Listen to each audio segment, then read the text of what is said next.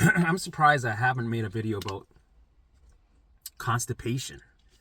Maybe because there's so much shit show symptoms to go through that sometimes you forget.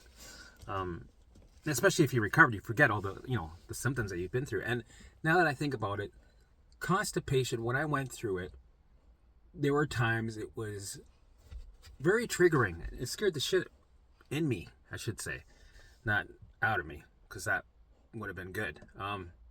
So yeah, with my journey, I was dealing with a lot of gut issues, histamine intolerance. I had 2 safe foods. Right, so I had all the gut issues. I had diverticulitis, I had ulcerative colitis, IBS, the diarrhea and the constipation, histamine intolerance, 2 safe foods. Right, I was used to be able to eat all the foods, and then all of a sudden, like a switch went on, I would say, within a span of like a couple of hours. It seemed like I couldn't eat anything. If I ate like a little bit, like a little tomato, a piece of avocado, a little piece of fish, I would have severe 3-week bloody diarrhea flares. But then I also had a spectrum of reactions. So depending, if I had high histamine food, let's say I ate something that was in the fridge for one day or a couple hours, and I ate it, depending on what it was, because I had my dangers with foods had different load sizes, right? Tomato was up there. It was like, forget it. That's like magma. What else? Fish, forget about it. The severe reactions were bloody diarrhea, stabbing pains, brutal gas, cramping. I'd have pain up here, all to the side here, and the bottom right here. So that was my shit show. Stabbing pain were relentless, where you're like, and my coping mechanisms was every time I had a stabbing pain, I would stretch into it. Right, I would go right, because it makes you want to go inwards and go, Usually my gas, I had lots of gas, tons of gas. It was like, and the gas would be fucking disgustingly potent, right? Even if I had a little gas, like let's say I started to feel better, the gas started to calm down a bit. If I had a little, right? Forget it. That room that I was in was fucked.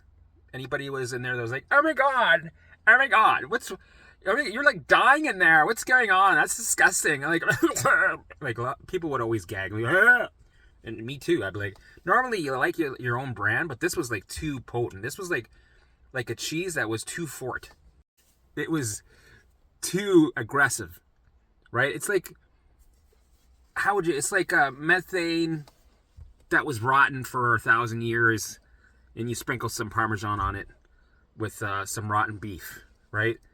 And then you put it in the humidity, and then that stink that you can imagine is close to what it smelled like. So I'm going to try to focus more on constipation, but I think I have to paint a bigger picture of all the gut issues I had, right? Because it's kind of telling you that, okay, it's not like just one thing. It's all together, right? The SIBO, the ulcerative colitis, the blah, blah, blah, you name it. Down there was a shit show storm, right? Nothing worked properly. It didn't make any sense. So either if I ate like tomato or, some of the foods that were severe, I would have gut issues, bloody diarrhea, blah, blah, blah. If I ate, a histamine food that was in, if I had food that had histamines on it, after like even say it was in the fridge for a day, I would have panic attacks, anxiety, impending doom, blood pressure would go up and down, heart rate would skyrocket, skin rashes, dry eyes. I also would have problems breathing. I don't know I think I was at the bottom spectrum of anaphylaxis. Like I had the problems breathing. My chest felt tight. I never went beyond that. So and I never thought anaphylaxis. I never thought of that. I just thought, okay, I'm just having a food reaction. Shit's getting tight.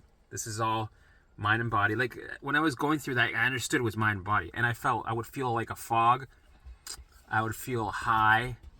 My face, the upper part of my body, would feel hot. Yeah, from my head down to here, I would have hot flashes, which also made me ruminate and think, am I having an infection again? Am I going to go sepsis? Blah, blah, blah. But they're very alike. See, a lot of the symptoms that you can get pull you to the rabbit holes of Googling shit. And I have slipped along my journey. And, the only way to really understand things is to go through them a bunch of times, right? Get to know them.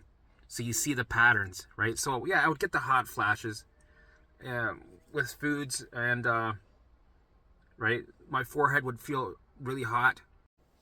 Those type of reactions were, the common reactions that I had generally to foods. But then I had, the more severe gut food reactions. And they were usually fish, avocado, tomato, citrus, right? Any sort of pop, any citrus, any medications, supplements, right? I'm sure I'm forgetting a bunch. Where, I'd eat something and I'd have a 3-week flare. And it would take 3 weeks for me to control my nervous system by going back on a safe food, so rice and beef, right? So I was all over the place with my gut. And it was a constant nightmare experience. And one thing I'll say that I had to stop to help me calm my baseline down was to stop looking in the toilet, because you'll always find something. And if you don't find something, let's say you have a day where everything's good to go, everything looks like shit,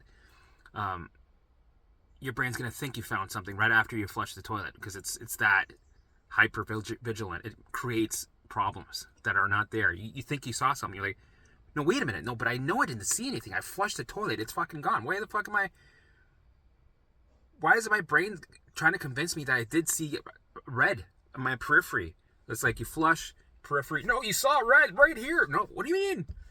Right? So it's crazy. It can fuck with you, right? Your brain will fuck with you because it's perceiving danger and it's trying to get your attention to the, ligers that's on your back.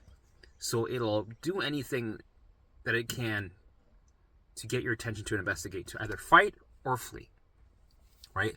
So at the end of the day, all these gut issues, right? You can investigate them all, go down rabbit holes, try all these protocols, but usually 9 times out of fucking 8, things are going to get worse, right? Because you're stressing the body more, or not, it doesn't work. Or you have a coping mechanism that just works until you stop using the coping mechanism, then it comes back. So you don't ever really go to the root issue. But here's the thing. In the beginning, coping mechanisms become our friends. We need them. Just so that we can do the mind and body program, the journey, so we can do the work. Because in the beginning, if you're overwhelmed with all these 70 symptoms, especially the gut symptoms, and your brain is hijacking you with OCD, looping thoughts, catastrophizing, and you're freaking out, you're constantly good luck trying to work on a program and implement it every day, by allowing and engaging, doing your visuals. When you're doing your visuals, just keep hijacking you. So if you got coping mechanisms, things that you take that work for you, or avoidance behaviors, if you have certain avoidance behaviors, use them for now. They're just temporary. So what's happening is, this is the gist of it. So what happens is, when you get attacked by a bear, your baseline goes to 1,000, because it's there to protect you, right? It's there to support you and going, all right, let's do this. Let's either kill the bear or run away from the bear, right? So after you killed the bear and you ran away from the bear, that alarm starts to come back down to 0. So it goes back on standby, right? So you have these alarms going, or these, your surveillance system is on the lookout. It's on standby. Right? So it's back on standby. Everything's back online. Your baseline's back to 0. Right? You're into rest and digest again. Everything's calm. Your body's working again. It's everything's working with ease. You're out of dis-ease, right? Because you're not in an alarm state. You're not in an elevated state of alarm, right? Great. Okay, I get it. But what happens when the brain, you see a tiger, you go from 0 to 1,000, right?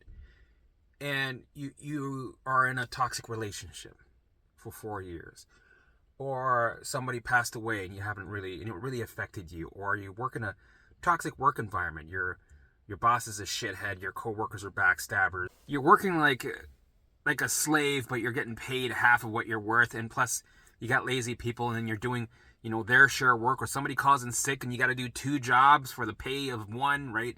And you've been doing that for years and years, and then you've had surgeries, you've been on medications, you've been on antibiotics, you've been dealing with some trauma as a child, right? And life threw you curveballs, and you've been pulling this 747 with you for all these fucking years, and you haven't let go of anything. You haven't regulated your loads. You've been carrying your loads. You avoid feelings. You avoid feelings of shame, anger, right? Resentment. You're a people pleaser, right? So your bucket is getting fuller and fuller and fuller. And when it gets full and it starts to overflow, something's got to give, right? Your body is overwhelmed. It's not able to do what it's meant to do, right? It's overwhelmed. Your office desk is full of paperwork. You can't keep up. So something's got to give. You start getting symptoms. Things get sluggish. Things don't work efficiently. Things are overwhelmed, right? You start to buffer. Your system goes. It's working. It's keeping you alive, right? But it's not working efficiently. So this is where something's got to give. The body keeps a score. You get symptoms. You get stuck in chronic illness, right? This is where you're stuck. And this is where your baseline is at 1,000 in a state of fight or flight. Because of all these years of you being in this survival, you programmed this state of survival because of what you've been through. It's not your fault, right? It's just, this is the new program. The brain is doing the right thing by setting that program in. It goes, doot, we're going to lock that in, boop. It creates neural pathways, and now it's locked there. Now this is your new baseline. When it's supposed to be down here, now it's up here. And when you're running a survival state program, right, you're going to be in dis-ease, especially for a long period of time, 4 years, 10 years, 20 years, right? Maybe you were an alcoholic or a heavy binge drinker for 15, 20 years. That brings your baseline up. That adds a ton of loads, right? You're a smoker. Well, here we go, right? Someone passed away. You haven't dealt with your feelings. You haven't processed them, right? This all makes sense. This isn't rocket science. It makes sense. You have allostatic loads. They're through the roof. Your baseline's at 1,000. Now you're dealing with all these symptoms, right? And it affects all kinds of systems in your body and your gut, right? And the brain, right? Different foods have different load capacities. There's a spectrum, and the brain's like, all right, let's turn on these defense mechanisms. We're not letting anything in. We're letting everything out. Fuck that shit. We're on lockdown. Release the hounds. Get the cameras ready, right? You get the OCD looping thoughts. You're constantly scanning for danger, right? You're becoming skittish like a squirrel, always looking for danger, right? You get the ADHD. You're fucking got the anxiety, intrusive thoughts, right? So this is how we get gut issues. All the gut issues across the board, no matter what they are, no matter how complicated they sound, or what rabbit holes you want to go down. This is how it affects your gut, because your brain is connected to your gut, right? You got nerves down there, a shit ton of nerves down there. So it's, whatever you're dealing with up here, it's a bomb going off here constantly. And then when people try to fix their gut, try to fix leaky gut, trying to, go down these bullshit rabbit holes of probiotics and antibiotics and all these, 8 steps protocols where you got to use all these certain supplements, you're just making things worse. You're triggering a stress response, and just your baseline's going higher and higher and higher. Things get worse and worse, and before you know it, you only have 2 safe foods. You take a probiotic that's got a bunch of bacteria in it. You introduce it to your gut because you think that's what you're supposed to do. The more bacteria, the better. No, you need a probiotic, right? Your biome is out of balance. You go to a functional medical doctor. They show you they give you labels, right? They show you printouts. Like, here you go. Now let's put you on all these supplements and cha-ching, cha-ching, cha-ching. So you take this probiotic with all this bacteria and then you bomb your gut, right? And that's just making things worse. So you're setting off a stress response. Your baseline goes up even higher and higher and higher. You're making things worse. You're walking backwards. So of course you're going to have symptoms like diarrhea and constipation, right? Along with a bunch of other shit. So for me, I was all over the place. I was dealing with the constipation at times. Then it was a bloody diarrhea. And then it was nothing. It was just... It was all over the place. And for me, I had to, first of all, stop looking in the toilet. Because that was bringing my baseline up. Because whatever I saw in the toilet, I would ruminate on and loop on and freak out about. And that was not helping my baseline to come down and to, empty those loads. The allostatic loads, right? So I couldn't get anywhere. It was adding more to it, right? So I had to understand that this is all has to do with me being in fight or flight, and I have to regulate my nervous system. I gotta empty my bucket. I gotta bring my baseline down, and I gotta start turning off alarms. Start doing the program. Start bringing the baseline down. Start sitting in dose. Follow all the steps, right? Stick with it, and then you're gonna everything will start to regulate by itself. And here's the thing: we want to always micromanage everything, whether if it's the liver, the kidneys, the brain. Are we creating neural pathways? Oh my God, stop, redirect. Okay, I think I have a girthy pathway now. It should be about 5 inches now. It should be, and my other pathways should be this thick already. So it's good to go. Oh my God, right? You're micromanaging all aspects of your body and your brain, and you don't need to.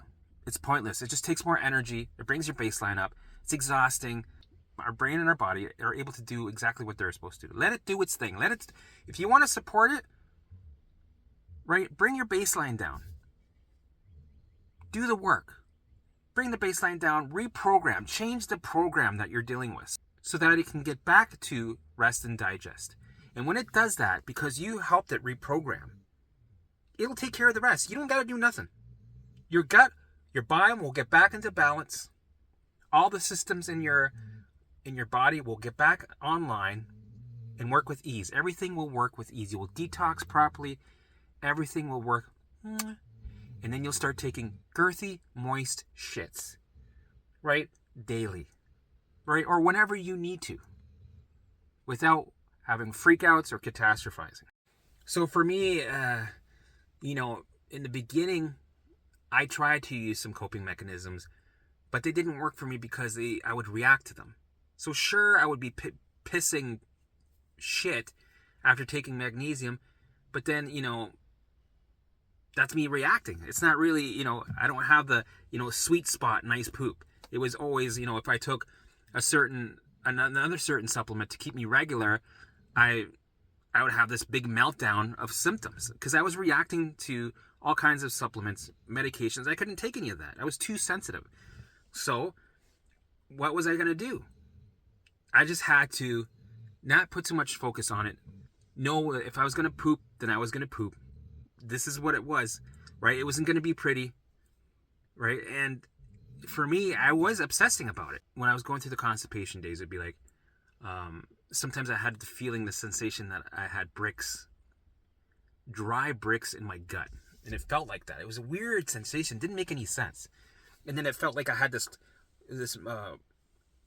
stone log on the side right here, ready to, I had these thoughts that, if they get any drier and I get more stuck with poop, it's just going to penetrate my colon and make a hole, right?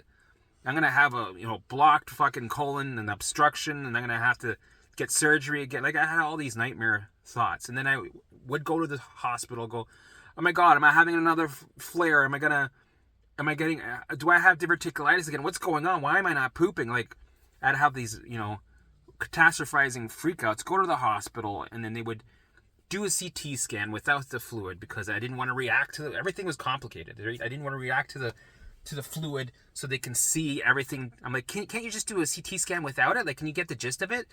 They're like, well, normally no, we need the fluid, but if you're gonna, there's nothing we can really do. I'm like, can you do it anyway? They're like, okay, we'll do the test. So they came back to like, you're full of poop, sir. There's nothing wrong with you. You're just full of poop. Right? I'm like, okay, I love that. I'm like, okay, great. All right, thanks. All right, so, but I'm like, okay, I'm full of poop. So what do I do? And I'd have ups and downs with my poops, constipation problems, right? Diarrhea, bloody diarrhea, and sometimes things would work somewhat. And then I had tight pelvic floor pain where my poop was working finally, but I couldn't. It was like a wall went up, right? I couldn't get the poop out because everything was so tight that it wouldn't pass. I wasn't able to shit. So I had to get all the finger caught, right? Get a poop chair, get in there, pull open, and then right, and then you got shit on your finger with the cot, and you go like this, and then you tie it, and then in the garbage it goes, right? That was my routine for about a year and a half, using finger cots because my pelvic floor was tight, muscles are tight. I couldn't poop. So everything was complicated. Everything would be like, okay, so if I do this, then, oh my God, then now this is, what am I going to do when this doesn't, when I eat this and gluten, I get, the gastritis, and I got to stop eating when I eat that, but this helps me poop. But then I had coping mechanisms that I tried olive oil, a shot of olive oil, because apparently that, that would work, or magnesium, but magnesium would be pea shit, right? So it was all these coping mechanisms that I tried. So I would just do my best. And I got through it. Sure, I would have the constipation. I would have the diarrhea. Okay. I would just have to deal with it. This was my new normal. Right? And the way I dealt with it was by experiencing it and working on my baseline, doing the program, doing my visuals, bringing my baseline down, right? And then I started to regulate. I started being able to poop again. And I would have setbacks. And if I was dealing with a new symptom, if it was an OCD looping thought or a body sensation or pain or gut issues, right? I would have constipation for that week or bloody diarrhea, right? So if anything stressful happened that week, because I was still in a sort of survival state, like, sure, I was emptying my bucket, half of it. And sure, my baseline was coming down. Right? But if anything happened that week, it'd go up again real quick. Right? So I was unstable. I was healing, but it was still jittery. It's like, okay, we're healing. Ugh, okay, where everything's good, everything, we're starting to have messages of safety. Like, what was that? Right? So, and I could tell, like, even when I didn't think that I was having a stressful week, I could tell by how I was pooping, right? If I had constipation, I would go, something happened this week. What was it? Oh yeah, I had that scary dream, looping, scary, catastrophizing dream that I got diagnosed with this horrible disease in my dream. And I was looping on that for 3 days. Now I got constipation. Right? 9 times out of 10, something happened that week that brought my baseline up again. Constipation, right? Nothing's lubricated properly, right? It's like everything's dry. So that's how I perceived it, right? Everything's right, and the poop's trying to move through because it's in a survival state, right? You get dry mouth, you got dry this and that, your eyes are dry. Why wouldn't your poop be dry, right? It's not moving right. So you have to experience this stuff a million times, and eventually you get comfortable with the discomfort of the constipation. So, because I would catch myself, I would be like, okay, I didn't poop today, because everything was a routine with me, right? I get up, I poop around 8:30. So I'm like, okay, if I'm up at 6:30, I'm not pooping for a couple hours. Or, I had a pooping schedule. I started having a pooping schedule. Every day, that certain time, I go poop. I was doing the program. I started getting regular somewhat. Sure, I'd have my setbacks where I'd have my diarrhea or constipation, but it was most of the time it was started getting somewhat stable. I was still doing the work. I was still doing my program, right? It was kind of like a experimental program at the time. I was doing a little bit of DNRS, a little bit of DARE. I was experimenting. I was being a guinea pig. I was creating this was my own, at this time, became my own program, right? I was experimenting and just doing and having faith. I just kept going. I was doing the mind-body.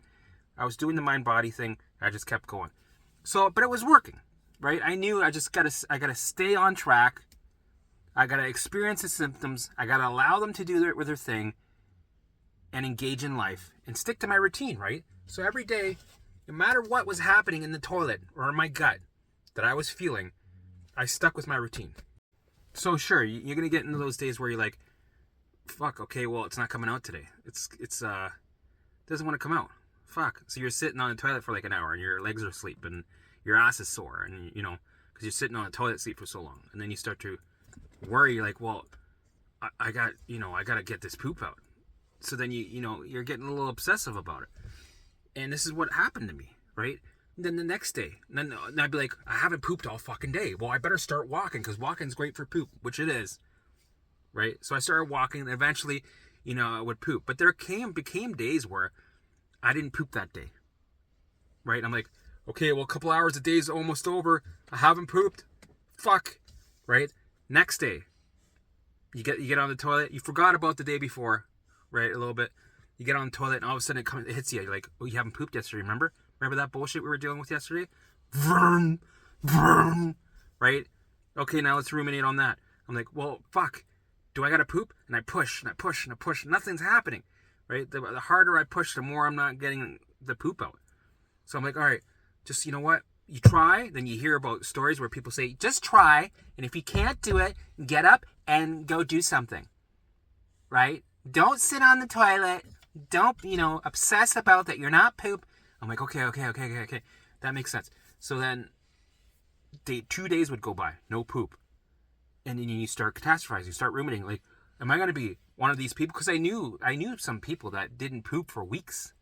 I'm like, I don't want to become one of these people, right? So you feel uneasy. You start catastrophizing. You start to worry that, well, maybe I'm going to have bowel obstruction, or maybe I'm going to have surgery, or maybe they're going to, or maybe it's going to poke a hole through my whatever, catastrophizing, right? I'm catastrophizing. I'm freaking out. And then, day 3, and I remember at this point, I already told my mom what was going on, and she's already like, hey, did you go poop yet? Right? You can see, like, she would WhatsApp me and go, did you poop yet? No. That's okay. Don't worry. Keep doing your life. Maybe eat some plums. Take a plum. Like, my mom says, take some plum. It will make you poop, Helmut. It will do it. I'm like, okay, but... So I would take the plums. I would take like 5 fucking plums. I would get stabbing pains and shit. And she's like, not so many plums. You need to eat 2 plums a day, Helmut. Now you need to do that. So, right? And then I'm like, yeah, I had plums yesterday. Nothing happened. She goes, that's weird. Normally, it's supposed to get plum juice. Take some plum juice every day. Eat an apple. Every day, take a little bit, drink. I'm like, I drink all of it. Okay, go get the olive oil. Take a little bit of olive oil. You need to eat some vegetables, a little bit of... I can't eat. I react to everything. Helmut, you are scared. It's nothing going to happen, Helmut. Nothing's going to... Okay, fine. I'll fucking eat that vegetable, whatever. Panic attack. Bloody diarrhea, fucking, that is weird. Like, yeah, no fucking shit, it's weird. I get that. I know. When I say I can't eat something, can you please believe me and trust me? I don't know what you went to try. Did you try the plum? Helmut, don't worry, you're going to, right? It was all over the fucking place. It was a constant nightmare, my mom and me monitoring my poop cycles and what kind of poop I was. And I was sending pictures of my poop to my mom, which is everything was a fucked up shit show anyway, so it wasn't really that weird. If you think about it, it's only weird to somebody who's normal and has never been through chronic illness or poop issues, right? Hearing that, so he's like sending pictures of his poop to his mom, like, what the fuck? That's kind of fucked up, man. I don't know how I feel about that. I remember when I had pelvic floor tightness and pain, and the wall went up. right? And I couldn't poop. And when I force pooped, I was pushing really hard, it would come out like a little sliver, right? This little thin sliver. And I would send that to my mom, and my mom would try to normalize it. I don't know what she was really thinking, or if she was serious. She's like, Elmwood, that is fine. I have the same problem. It's no problem. It's okay. You're pooping. Don't worry about it. Go live your life. Go do something, please. I had this supplement that I took. It's a very famous supplement. There's a Facebook group about it. Don't go on this Facebook group. It's just it's in a jug, and you take, a couple scoops, and you put it in water, and you drink it. Right? It's this white supplement, and then sometimes people have reactions to it. For me, I had a reaction to it because I couldn't take anything. My brain was, we're not letting anything in. We're fucking kicking everything out. What's this shit? What's this? So I had a crazy reaction, and that triggered my pelvic floor tightness to start. So after I took that supplement, like a light switch, it went, right? My pelvic floor went,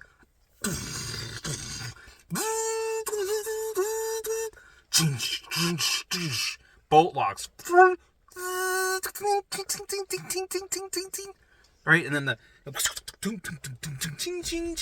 like a fucking bank vault, just like that, exactly like that. I had a reaction. Everything went tight down there. I couldn't poop, right? And of course, I didn't understand what was going on. I investigated. I was like, what the fuck is going on? I went down these Facebook groups, and they had some nightmare stories. They're like, oh my god, yeah, like people on these supplements, they get so sick. They get kids start to have anxiety. They start going autistic. People have strokes. I had a stroke. Oh my god, I had a stroke. Oh my god, right? I'm like, what the fuck is going on here? Right? So that set me in a loop for like 3 weeks. I thought I was gonna die from this supplement. I'm like, oh, I only had 1 drink of it. I should be fine. I hope it. But and then people say, yeah, my poop was thin. Yeah, it was thin. Oh my god, it was thin. So, yeah, if you have thin poop, no, don't. It's too late. It's too, like I would see, it's too late. You're fucked. I'm like, what? Right? And then I read all these people's comments like, yeah, I had that thin poop. Nothing. It hasn't gone back to normal. It's been 7 years. It hasn't gone back to normal. Just like any other Facebook group, right? If you talk about diverticulitis, ulcerative colitis, supplement reactions, you fucking name it.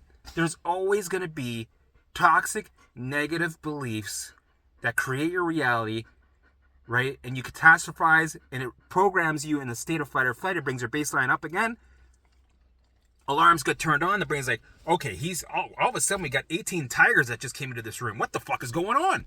So that's another thing. Stop Googling. I know you're going to slip. I did, right? But any progress that you do, let's say you're doing 6 months work of this program, everything starting to regulate, right? And you get a setback and you get sucked into fucking Googling, right? As soon as you do that, right away, right, the brain's starting to go, okay, I think we're safe. I think that, I can see maybe a tiger in the distance. Or maybe I see its tail in the tree line. It's kind of like, maybe, is that a tail or maybe is that in the bushes? Maybe that tiger, I smell tigers. Maybe it's, there was a tiger that was here 30 years ago. It died and I see its bones. I think we're safe, right? As soon as you start Googling, cancer. As soon as you start Googling and, you could be Googling for daffodils. The word cancer is going to pop up right when you're not expecting. You're like, yeah, daffodil cancer, right? As soon as you start Googling that room, that safe room that's in your mind, the brain's like, there's no, we got tigers that passed away 30. We're good. We're safe, right? As soon as that you start Googling that room, all of a sudden the door opens, 30 tigers fucking rush in. And you're surrounded by fucking tigers. Right away, you got fucking 15 ligers in a room. Right? You're set off, you're catastrophizing, you're in an alarm state, you're in a war zone, and you start ruminating. And that's not good because then there's a delay in your recovery. So first things first, understand that what you're dealing with is totally that you're in a set program of survival. You're in a hardwired state of fight or flight. Your baseline's at 1,000. Your alarms are all on. It's trying to protect you, keep you alive. You either fight or flee, right? Or your loads are to the brim. Something's got to give. Body keeps the score. So your job is to bring down your baseline by doing the work, right? Emptying your bucket, turning off alarms, and believe that everything will regulate on its own. You don't need to micromanage. You don't need to, investigate. Just understand it will do its thing when it's ready to do its thing. Right? So in the meantime, you got to allow these symptoms to be there. You got to allow the thoughts to run wild. You got to allow everything to do its thing and engage and do your best. If you need some coping mechanisms, go ahead, use them. If you need to use some avoidance behaviors in the beginning, go ahead and use them, because it's only temporary. Just so that you can do the work. Because if you're overwhelmed and you can't do the work, then you're just going to be stuck. We don't want that. So coping mechanisms, avoidance behaviors have their uses. They are tools that we can use, right? If you do it smart, you can use them to your benefit. And eventually, when you bring that baseline down, you start to recover, you let go of them, right? You'll never need them again in your life. That's it. You're recovering, you're curing, you're healing, right? So that's what we'll get to. You get to that eventually. And people have to understand, this process takes time, and it's all about, if you're persistent, consistent, right?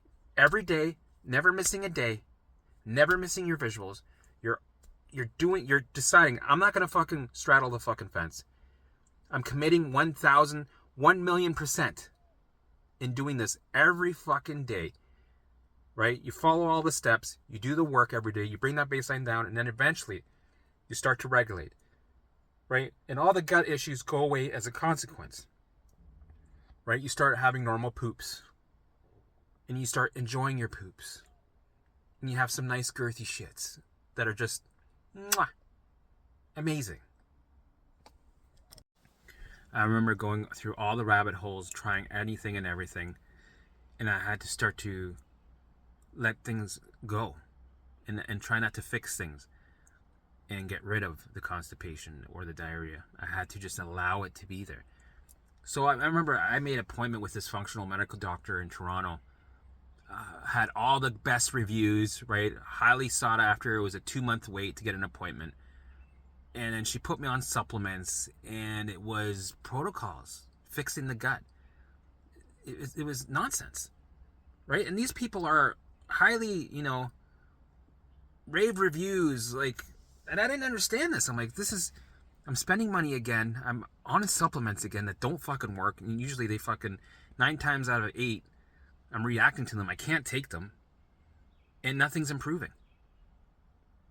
Right? So for a little bit, I was, when I was able to finally eat, an apple, I would eat 2 apples a day, and I would go for my walks, and I would keep doing the work. So for like a year and a half, right, I was eating beef and rice, 2 apples a day. Apples usually gave me no problems. I was okay, right? The plums, I couldn't, I would have more problems with. They gave me stabbing pains, so I said, fuck that, I'll stick to the apples, right? I enjoyed them. I was like an apple guy. I fucking loved apples. I had a bag of apples in my truck or my car. At that time it was in my car. At all times. Right? So, and I looked forward to it. I put it into my routine. Right? So, and I didn't focus too much about, if I have constipation, I have constipation. If I have diarrhea, I have diarrhea. If I have bloody diarrhea, I have bloody diarrhea. Right? But in the beginning of this journey, it was scary. Of course it was. In the beginning of any symptom that you're dealing with, it's always scary at first. It's always a fucking shit show. You always catastrophize. You always Google. You always run to the hospital. Sure. Right? That's just, we're human. I could say don't do that, but you're still going to do that. Right? So you have to get to know your symptoms. You have to make friends with them. See the patterns and invite them back. When they come back the 10th time, it should be, you should be already comfortable with the discomfort. You should be discomfortable. And stick to your routine. So do the work, stick to your routine. Get a couple apples. That's a little bit of a coping mechanism, right? Put it into your routine. Have the 2 apples. And just keep doing the work. At the end of the day, keep doing the work. Right? And you're going to gain leverage. The more you go through these symptoms and setbacks and constipation and diarrhea and gas and stabbing pains, the more you go through it and you allow it and engage, the more patterns you create, the more leverage you build. Right? The more experience you have through this journey. So you have to go through it. You have to have these hard times. Because if you don't, you'll never move forward. You have to have the bullshit beginnings and scary beginnings and have them happen over and over and over and over again to understand them and be comfortable in the fear. Right? To send a message of safety in the danger. And eventually you build that leverage. Right? You start cutting into it. And then you start to see differences. And you start to see evidence that your baseline's finally coming down. And your bucket's finally emptying. And you're moving forward to recovery.